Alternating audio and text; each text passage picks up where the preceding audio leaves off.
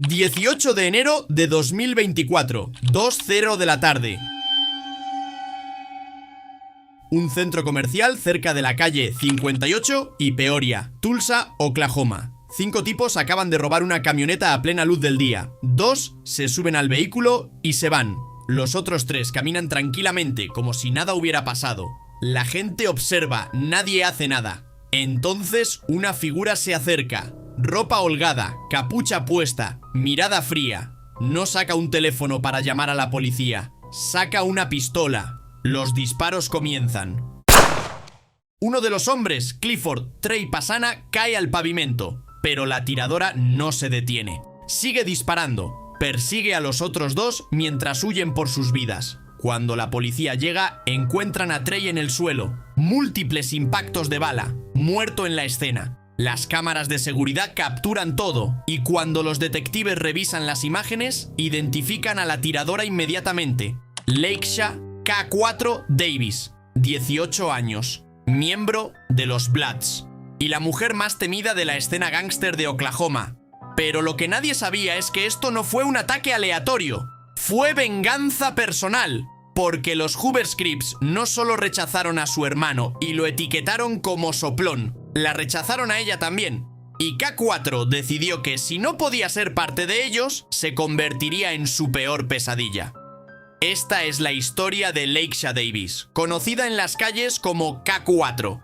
Una chica del sur de Tulsa criada con cupones de alimentos y silencio, que vio cómo los Hoover Crips expulsaban a su hermano acusándolo de delator, que en lugar de llorar sobre eso, tomó el camino de la venganza más extrema posible: unirse a una pandilla rival dedicada exclusivamente a matar Hoovers, que se convirtió en la Blood más temida de Oklahoma a los 17 años. Que la gente juraba que no era humana, que tenía ojos de demonio, que podía pelear con hombres adultos sin pestañear, que creó una alianza sin precedentes entre Bloods y Crips con un solo propósito: destruir a los Hoovers, y que terminó matando a un hombre a plena luz del día en un estacionamiento público en un tiroteo que la envió a prisión por 60 años. No saldrá libre hasta 2085.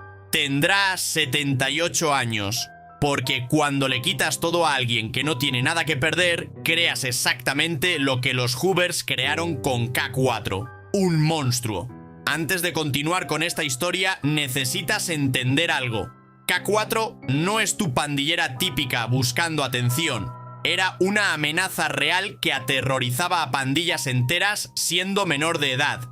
Si historias de mujeres que rompen todos los estereotipos del crimen organizado te fascinan, suscríbete, porque lo que viene es más intenso de lo que imaginas. Empecemos. Cuando la gente habla de ciudades infestadas de pandillas en Estados Unidos, los nombres usuales aparecen: Chicago, Los Ángeles, Detroit. Pero Tulsa, Oklahoma, realmente ocupa un lugar alto en la lista. Y eso sorprende a mucha gente. En los años 70 y 80, la presencia de pandillas en Oklahoma comenzó a hacerse conocida. Podías verlo en los grafitis marcando centros comerciales y proyectos de vivienda. Frases como Crips manda y Bloods gobiernan comenzaron a aparecer por todas partes. Esa fue la señal de advertencia temprana. Luego, el 27 de agosto de 1986, The Oklahoman publicó un artículo que sacudió a la gente. Rumores volaban de que organizadores de pandillas de Los Ángeles habían venido a Tulsa. Su objetivo: reclutar adolescentes jóvenes, quebrados y aburridos, y moldearlos en equipos organizados. Traficantes de drogas, ladrones, proxenetas, soldados callejeros reales. En ese momento, Thomas Brown, un miembro del personal de Higher Dimensions Family Church, no se sorprendió. Dijo que Tulsa era como una versión bebé de LA, creciendo lentamente hacia una ciudad de pandillas completa. Y honestamente, podías verlo venir.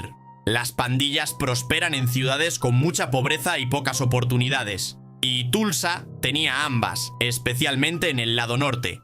Comanche Park, uno de los proyectos de vivienda más temidos de Tulsa, era conocido por redadas policiales y patrullajes constantes.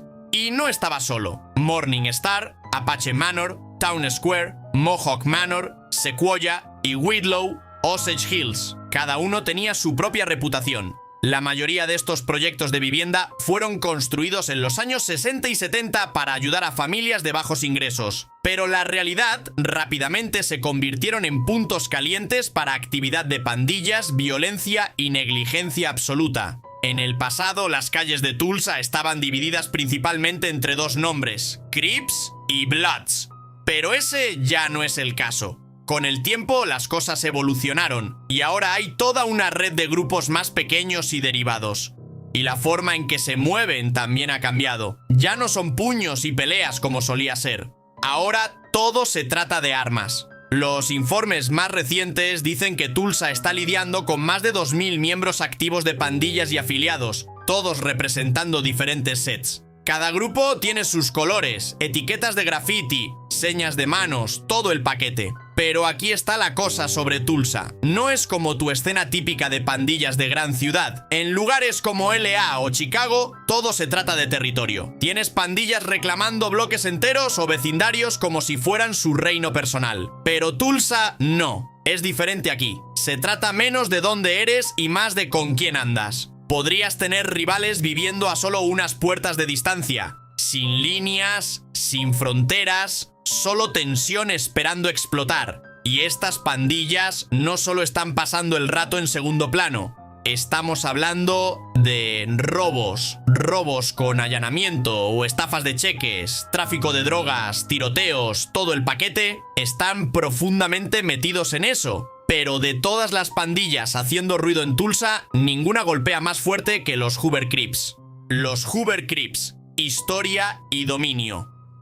Oficialmente conocidos como Hoover Criminal Gangs o HCG para abreviar, tienen raíces profundas que se remontan hasta el lado oeste de South Central LA. Estamos hablando de la década de 1960, justo alrededor de la calle 92 y Hoover Avenue. Ahí es donde todo comenzó. En ese entonces ni siquiera eran Crips todavía. Se llamaban a sí mismos los Hoover Groovers. Solo un grupo de jóvenes de diferentes barrios, misma energía, apostados en la 92, tratando de descifrar la vida en una ciudad que ya era dura como las piedras. A medida que el movimiento Crips comenzó a ganar tracción en el lado oeste, especialmente alrededor de St. Andrews Park, los Hoovers se unieron y se conectaron. No fue una fusión formal ni nada, más como una alianza callejera. La cultura Crips se estaba extendiendo rápido y los Hoovers fueron arrastrados directamente hacia ella. Para aproximadamente 1973, los Hoover Groovers se habían volteado completamente y comenzaron a representar como los 92 Hoover Crips. Después de eso, nuevos sets de Hoover comenzaron a aparecer por todas partes desde la calle 43 hasta la 112. Cada uno tenía su propia vibra, pero todos llevaban ese mismo nombre, Hoover. Las cosas se pusieron pegajosas en 1979. Ahí fue cuando ocurrió la gran división Crips. Los Rolling Sextas y los 8 Tray Gangster Crips se metieron en eso pesado. No fue solo una disputa, fue una línea en la arena. Las pandillas tenían que elegir un lado. Si te movías con los Rolling 60s, te convertías en Neighborhood Crips, también conocido como Deuce o 2X. Si te movías con los 8 Trays, ahora eras Gangster Crips, también conocido como Tray o 3X. Los Hoovers fueron con los Gangsters, representando ese 3X con orgullo. Luego vino agosto de 1979. Raymond Lee Washington, uno de los fundadores originales de los Crips, fue derribado en un tiroteo desde un auto. La palabra en la calle era que los Hoovers tenían algo que ver con eso. Ya sea verdad o no, el rumor fue suficiente para prender fuego a las calles. Las pandillas aún leales a Raymond comenzaron a guerrear con los Hoovers. Y desde ahí fue hacia arriba. Para mediados de los 80, los Hoovers habían construido una reputación seria, empapada en violencia. Su nombre permanecía en las bocas de la gente cada vez que caía un cuerpo. Incluso otros Crips no se llevaban bien con ellos así. La era del crack solo intensificó las cosas más. Los Hoovers se metieron profundamente en el juego de las sustancias, gracias en parte a conexiones como Ricky Freeway Ross, quien tenía vínculos cercanos con los sets 52 y 74 Hoover. Ese enchufe ayudó a empujarlos al centro de atención y el calor que vino con eso. Para los años 90, los Hoovers estaban cansados de la política Crips. Estaban peleando con casi todas las pandillas Crips en LA. East Coast Crips, Main Streets, los Rolling Sixties, los Rolling Hundreds, todos ellos. Entonces hicieron un movimiento que sacudió las calles, dejaron caer el Crips y comenzaron a llamarse a sí mismos Hoover Criminals. Fue un cambio de marca que coincidió con el caos en el que estaban. Los 74 Hoovers fueron los primeros en hacer ese cambio, aún manteniendo las mismas iniciales pero cambiando el significado. Mientras tanto, los 52 Hoovers se mantuvieron firmes con el título Gangster Crips. Una cosa que se mantuvo igual en la mayoría de los sets Hoover fue cómo se comportaban. Directamente ABK, EBK. Eso significa asesino de cualquiera, asesino de todos. No solo estaban atacando a un grupo, no, había humo con quien fuera. Sus paredes serían golpeadas con etiquetas como BK para asesino de Bloods, CK para asesino de Crips y OK para asesino de Rolling Nose. Así de lejos se extendía la disputa.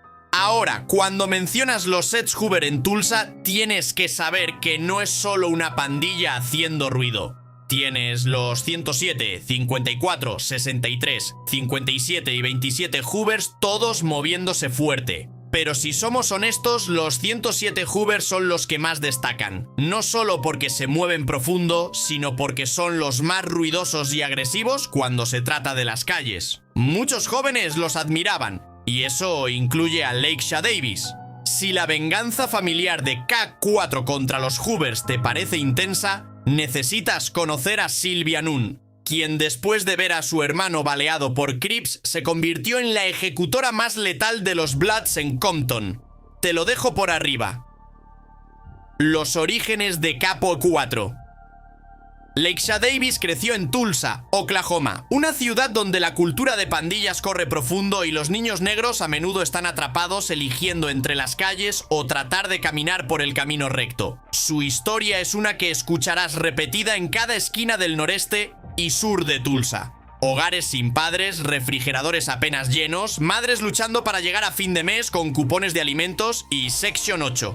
Ese tipo de presión empuja a la gente. Y cuando las calles ofrecen efectivo rápido, algo de respeto y un lugar al que pertenecer, es fácil ver por qué tantos terminan siendo arrastrados. Para muchos niños, ni siquiera fue una elección. Fueron criados alrededor de eso, arrastrados hacia eso antes de que pudieran entender lo que estaba pasando. La vida de pandillas colgaba todas las cosas que pensaban que necesitaban: poder, lealtad, protección, dinero rápido. Pero para la mayoría termina igual: encerrados o desaparecidos demasiado pronto. Lakesha se convirtió en otro producto de ese ciclo. Comenzó a pasar el rato pesado en el lado sur, principalmente alrededor de East 64th Street en Newport. Ahí es donde se acercó a un tipo que la policía dice que es un miembro conocido de los 52 Red Mob Bloods. Y no cualquier miembro. Este tipo supuestamente inició un grupo llamado 64 SND. Esa pandilla conocida en las calles por una cosa: ser directamente asesinos de Hoovers. Su misión completa era eliminar los sets Hoover en toda la ciudad, así que Lakesha se encontró justo en medio de una política callejera profunda. Pero las cosas se pusieron aún más complicadas. Su propio hermano solía correr con los 57 Garrison Block Hoovers. Ese es un set bajo los 107 Hoover Crips. Pero la palabra en la calle es que lo echaron. ¿Por qué? La gente dice que fue golpeado con la etiqueta de soplón, y por lo que la gente está diciendo, todo se remonta a un incidente. El incidente de Trick Chairs. Eran las primeras horas del 31 de julio de 2022, justo después de la 100M. TK Trick Chairs, de 17 años, estaba detrás del volante de un Kia robado, conduciendo por Tulsa mientras su familia estaba fuera de la ciudad. Acababa de salir de una fiesta de rap en el lado norte y se dirigía al este por la autopista Broken Arrow, en algún lugar entre Memorial y Sheridan. Pero lo que comenzó como solo otro viaje nocturno tardío, tomó un giro mortal. De la nada, estalló un tiroteo en la autopista. La palabra es que el drama no comenzó ahí. Probablemente comenzó en otro lugar, pero seguro terminó en la autopista. Trick fue disparado y asesinado allí mismo en la escena. El pasajero a su lado recibió 6 balas y terminó en el hospital. Otra persona en el auto realmente saltó y huyó corriendo. La policía de Tulsa recibió su primera llamada alrededor de la 1:00 am reportando disparos cerca de la Bea. Para cuando llegaron, la escena era salvaje. Toda la autopista tuvo que cerrarse durante horas. Los policías encontraron casquillos de múltiples tipos de armas esparcidos por la carretera. No fue solo un intercambio rápido. Este fue un tiroteo en toda regla que se extendió desde el intercambio I-44 hasta aproximadamente la calle 41. Mientras los policías trataban de averiguar quién era TK, lo rastrearon hasta sus redes sociales y lo que encontraron. Incluso su mamá estaba sorprendida. El niño con el arma. Para su madre, Tina, ese no era el TK que ella crió. Sí, tal vez publicó una cierta imagen en línea, pero el verdadero TK era del tipo que cuida a su mamá, se preocupa por sus primos y ama a sus hermanos menores. Ella lo describió como un adolescente tranquilo que tenía sueños de ir a la universidad, no alguien impulsado por la violencia. Tina creía que todo se redujo a mezquindad pura. Dijo que comenzó con adolescentes mirando feo y mostrándose unos a otros, y terminó con alguien siguiendo a su hijo y disparándole. El teniente de la policía de Tulsa, Demetrios Triantafelis, quien dirigió la unidad de armas del crimen, explicó cómo la mayoría de estos tiroteos de adolescentes estaban arraigados en drama que comenzó en línea.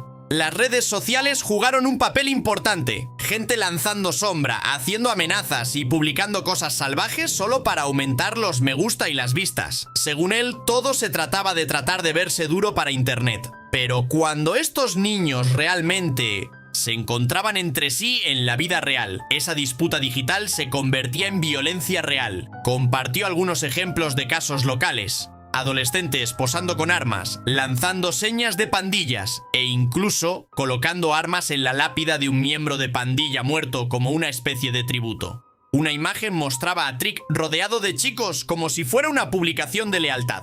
Otra tenía a un niño de 12 años mostrando una pistola, amenazando a otra pandilla. La policía no solo se quedó sentada. Triantafelis y su equipo trabajaron en estrecha colaboración con otras unidades, enfocándose en sacar armas ilegales de las calles y apuntando a tiradores repetidos. Sabían que no podían detener todo, pero su misión era clara: ir tras los jugadores más violentos antes de que ocurriera la próxima tragedia. Pero en el caso de Trick, no hubo arrestos, no se nombraron sospechosos, al menos no oficialmente. Aún así, el caso permaneció abierto. La policía comenzó a pedir ayuda al público, dejando volantes, estableciendo líneas de propinas anónimas e incluso ofreciendo recompensas en efectivo. Y una vez que ese dinero llegó a la mesa, ahí fue cuando la gente realmente comenzó a hablar. Después de una investigación larga y constante, la policía finalmente hizo su movimiento. Brandon Jefferson, de solo 18 años en ese momento, y se cree que fue el conductor del otro auto involucrado en el tiroteo de la autopista, fue arrestado y acusado de asesinato en agosto. Durante el interrogatorio, afirmó que no apretó el gatillo él mismo, que fueron las personas que iban con él quienes hicieron el tiroteo. Aún así, el caso permaneció abierto y los detectives siguieron investigando. Luego, en septiembre, otro arresto se llevó a cabo, esta vez hasta Houston, Texas. La policía rastreó a Isaiah Shanks y lo golpeó con cargos casi idénticos a los de Jefferson. Ambos aterrizaron en la cárcel del condado de Tulsa enfrentando tiempo serio. No mucho después de eso, los policías atraparon a un tercer sospechoso, Tavon Herring.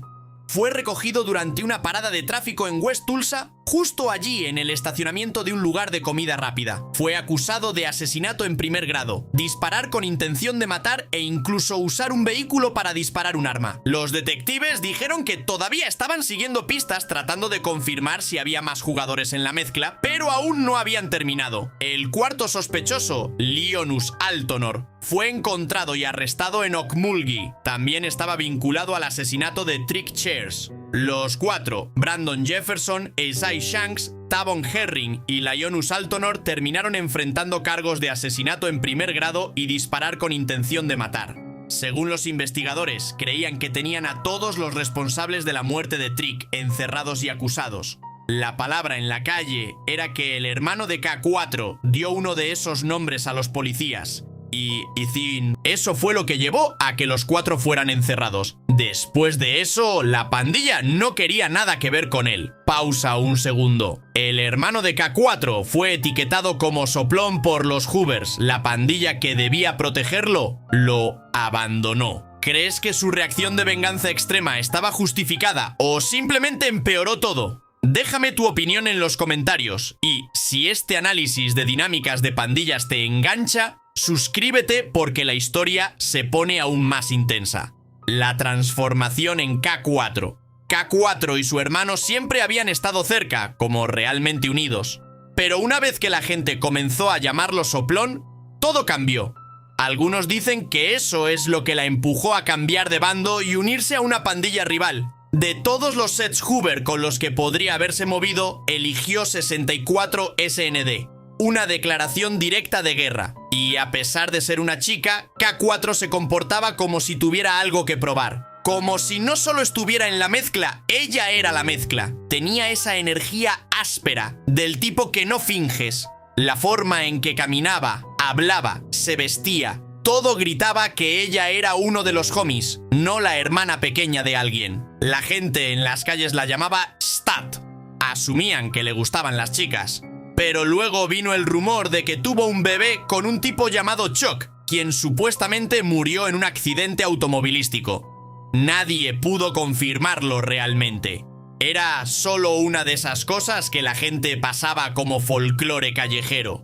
Pero, ¿qué no era folclore? Su reputación. Una vez que reclamó el nombre Kako 4, fue como si un interruptor se hubiera volteado. Pasó de ser solo otra cara en el set a la Blood más temida de Oklahoma. La palabra era que siempre tenía ese blicky en ella, y algunos dicen que estaba profundamente en el juego del robo, atacando a miembros de pandillas rivales e incluso personas al azar, especialmente cerca de las tiendas Quick Trip esparcidas por Tulsa. Siempre podías detectarla por la ropa holgada.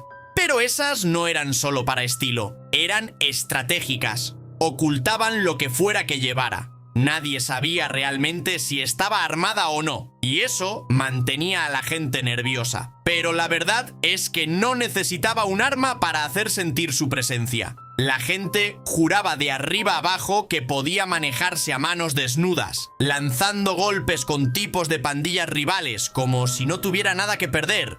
Y la parte más salvaje. No solo era dura, era fría. Esa mirada que daba. Ojos muertos, rabia mezclada con hambre. No se veía enojada, se veía poseída. Hablaban de ella como si ni siquiera fuera humana, como si fuera algo salido de pesadillas. El tipo de persona que no dudaría, no pestañearía. Algunos la llamaban demonio. Otros la etiquetaron como una ladrona, diciendo que estaba aquí dando golpes regularmente. Pero a través de toda la charla, ni un solo cargo oficial se le pegó cuando se trataba de esos robos. Para los 17, K4 estaba completamente sumergida en una guerra sangrienta contra los Hoovers. Y ahí es cuando las cosas se volvieron aún más locas. Se vinculó con FNB, otra pandilla salvaje. Juntos crearon Southeast Notorious Village. Fue algo que nadie vio venir. Bloods y Crips bajo un mismo techo, todos ondeando la misma bandera. Hoover Killer. Esta nueva alianza era directamente despiadada. No les importaba si estabas representando el set equivocado o simplemente parado en el lugar equivocado. Si pensaban que faltaste el respeto a uno de los suyos, eras un objetivo. Una vez incluso secuestraron a un 57 Hoover, le cortaron las rastas y lo hicieron retractarse de la falta de respeto que lanzó. Pero los verdaderos sabían que 64 SND siempre era el más ruidoso en la disputa. Se mantuvieron empujando la línea, siempre hablando pesado en entrevistas y videos musicales sobre cómo estaban golpeando a los Hoovers. Era tensión sin parar, sin dejar de presionar. El tiroteo que cambió todo.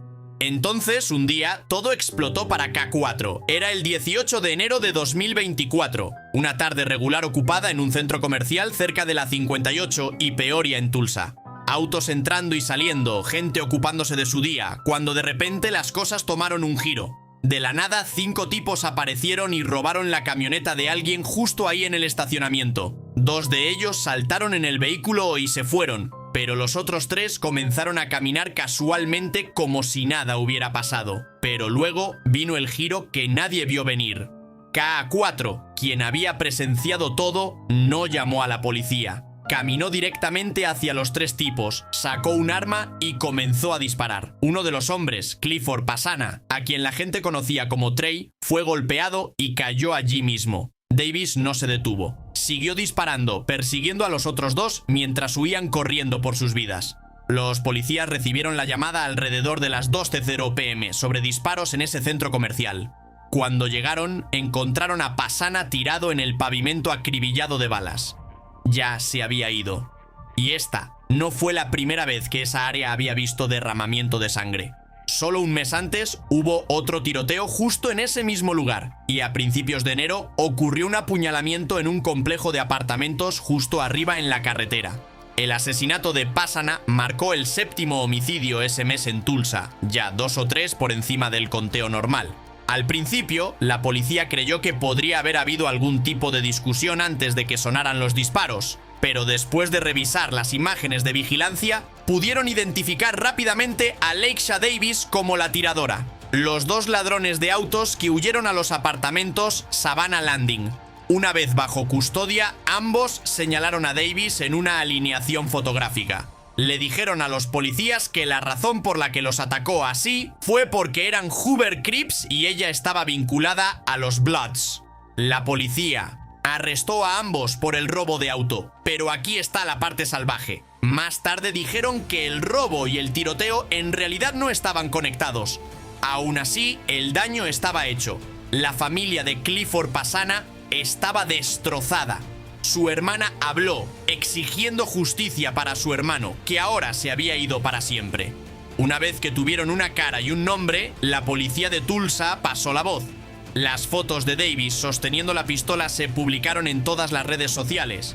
El oficial Danny Bean le dijo al público que llamara con cualquier pista, incluso si querían permanecer anónimos. Y efectivamente, el 31 de enero llegó una pista.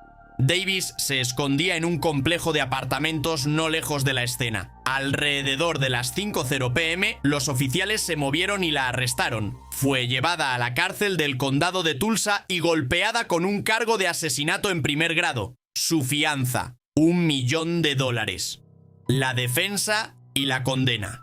Ahora, el nombre de Clifford Pasana estaba en todos los titulares, pero no siempre de la manera que contaba la historia completa. Los medios de comunicación tenían a la gente pensando que K4 era una especie de monstruo sin corazón, como si acabara de entrar en el caos buscando sangre. Pero una vez que comienzas a investigar, te das cuenta de que las cosas eran mucho más complicadas de lo que parecían. Resulta que Clifford, la víctima en todo esto, supuestamente estaba afiliado con los 57 Garrison Block Hoovers. Ese es el mismo gang al que estaba vinculado el hermano de K4. La palabra comenzó a difundirse de que justo antes de que todo bajara, Trey y algunos de su pandilla habían estado involucrados en un robo. Algunos dijeron que fue un golpe planificado, otros afirmaron que fue solo una pelea callejera que se salió de control. De cualquier manera, las cosas escalaron rápido. La gente de K4 se presentó rápidamente diciendo que solo se estaba defendiendo. Y honestamente, a primera vista, esa historia tenía algo de peso. Oklahoma tiene algunas leyes de defensa propia fuertes, especialmente cuando se trata de protegerte en público. Si K4 realmente vio un robo sucediendo y si Trey o alguien más le apuntó con un arma, legalmente podría haber estado dentro de sus derechos de disparar. El problema es que la defensa propia solo te cubre hasta cierto punto. Lo que realmente arruinó las cosas fue lo que vino después de ese primer disparo. Los informes dicen que K4 siguió disparando incluso después de que Trey ya estaba abajo y claramente ya no era una amenaza. Ahí es donde se cruzó la línea. Una vez que el peligro termina, la ley no juega con la violencia continuada. Así es como pasas de defensa propia a ser acusado de fuerza excesiva o peor, asesinato en segundo grado. Y luego huyó. Durante 13 días, K4 desapareció, sin llamadas a la policía, sin entregarse nada. Simplemente se desvaneció. Y eso dañó su caso más que cualquier otra cosa. Porque si realmente creías que hiciste lo correcto, ¿por qué desaparecer? Los fiscales saltaron sobre eso. Para ellos, esa fue la prueba de que sabía que había cometido un error. Prueba de que lo que sucedió no fue solo una situación de defensa propia que salió mal, sino algo más profundo. Para cuando llegó el 6 de marzo de 2025, Lakeisha Dawn Davis, de 18 años, se paró en la corte e ingresó una declaración de no impugnación. Básicamente, ella dice que no está admitiendo culpabilidad, pero tampoco lo está peleando. La corte la encontró culpable de un cargo de homicidio involuntario enmendado y 2 cargos de disparar con intención de matar. Cada cargo conllevaba una sentencia de 20 años.